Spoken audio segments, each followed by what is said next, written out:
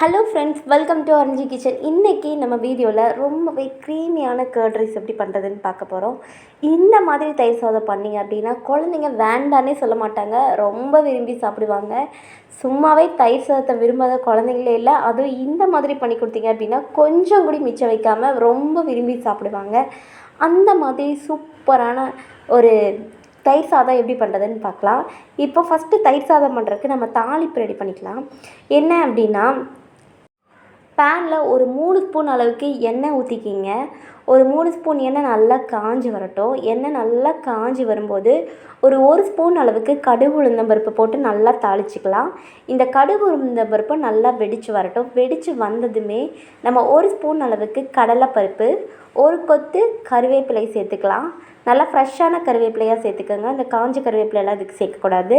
ஃப்ரெஷ்ஷான கருவேப்பிலை சேர்த்தா தான் நல்லாயிருக்கும். இப்போ கடலைப்பருப்பு கருவேப்பிலெலாம் சேர்த்தாச்சு. அப்புறம் 3 பச்சை மிளகாய் எடுத்துருக்கேன். நான் காரத்துக்கு தகுந்த மாதிரி உங்களுக்கு எவ்வளோ தேவையோ அந்தளவு எடுத்துக்கலாம். இப்போது 3 பச்சை மிளகாய் சேர்த்ததுக்கப்புறமா இஞ்சியும் பூண்டியும் எடுத்து நல்லா தட்டி வச்சுருக்கேன். அதை நல்லா வச்சு அதையும் சேர்த்து நல்லா கலந்து விட்டுருங்க. 1 நிமிஷம் இதை லைட்டாக வதங்கினா போதும், ரொம்பலாம் இல்லை. அந்த கடலைப்பருப்பு பொன்னிறமாக மாதிரி இந்த பச்சை மிளகாய் இதெல்லாம் லைட்டாக தானா போதும். நல்லா லைட்டாக 1 நிமிஷத்துக்கு வதக்கி விட்டுட்டு நீங்கள் இதை ஆஃப் பண்ணி எடுத்து வச்சுருங்க. இந்த தயிர் சாதம் பண்ணுறதுக்கு முக்கியமாக எப்படி இருக்கணும் அப்படின்னா, சாதம் தாங்க ரொம்ப நல்லா கொலைய வச்சு எடுத்துருக்கணும். அதாவது நல்லா கொலைய மசிகிற அளவுக்கு நல்லா சூடான சாதத்தை நல்லா வடித்து எடுத்துகிட்டு அதை நல்லா கொலைய வச்சு எடுத்துருக்கேன். இப்போ 1 கப் தயிர் எடுத்திருக்கேன் நான். ஃபஸ்ட்டு நீங்கள் தயிர் ஊற்றிக்கிங்க. நல்லா கெட்டியான தயிரை எடுத்துக்கோங்க.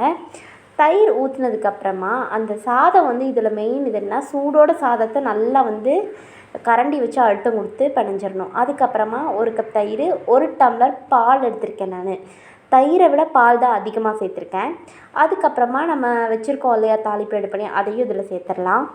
எப்போவுமே தயிர் சாதத்துக்கு பால் ஊற்றணும் அப்படின்னா தான் தயிர் சாதம் ட்ரை ஆகாமல் அப்படியே இருக்கும். அப்போ தான் நீங்கள் லஞ்ச் பாக்ஸ்க்கெலாம் கொடுத்து விடும்போது நமக்கு அப்படியே சூப்பராக இருக்கும். இப்போ நம்ம தாளிப்பு எடுத்து ஊற்றியாச்சு. அப்புறம் 1 கை அளவுக்கு நம்ம மாதுளம்பழம் சேர்த்துக்கலாம். மாதுளம்பழம் சேர்க்கும்போது இன்னும் நல்ல ஒரு ரிச் ஒரு எப்படின்னா ரொம்ப ரிச்சாக இருக்க மாதிரி டேஸ்ட்டே ரொம்ப ரிச்சாக காட்டும். ரொம்பவே அழகாக இருக்கும், சாப்பிடவும் சூப்பராக இருக்கும். அதனால தான் மாதுளம்பழம் சேர்க்காது. எப்போவுமே தயிர் சாதத்துக்கு நம்ம கோவிலெலாம் வாங்கியிருப்போம். கோவிலெலாம் பிரசாதம் கொடுக்கும்போது மாதுளம்பழம் மிக்ஸ் பண்ணி கொடுப்பாங்க தயிர் சாதத்தில். அதனால நான் இப்போ மாதுளம்பழமும் சேர்த்துட்டு அப்புறம் 1 கை அளவுக்கு மல்லி இலை சேர்த்துருக்கேன். இப்போ இது எல்லாத்தையும் நல்லா அடித்து நல்லா கலந்து விட்டுருங்க. நல்லா ஒரு 4 நிமிஷம் 5 நிமிஷம் நல்லா கலந்துகிட்டே இருந்தீங்கன்னா இந்த மாதிரி க்ரீமியாக கிடச்சிரும் நமக்கு. இன்னும் உங்களுக்கு க்ரீமியாக வேணால் இன்னும் கூட 1 டம்ளர் பால் ஊற்றிக்கலாம். நீங்கள் லஞ்ச் பாக்ஸ் கொடுத்து விடணும் அப்படின்னா இன்னும் நல்லா ஊற்றுனீங்க அப்படின்னா ட்ரை ஆகாமையே இருக்கும். இப்போது சூப்பரான நமக்கு தயிர் சாதம் ரெடி ஆகிடுச்சு.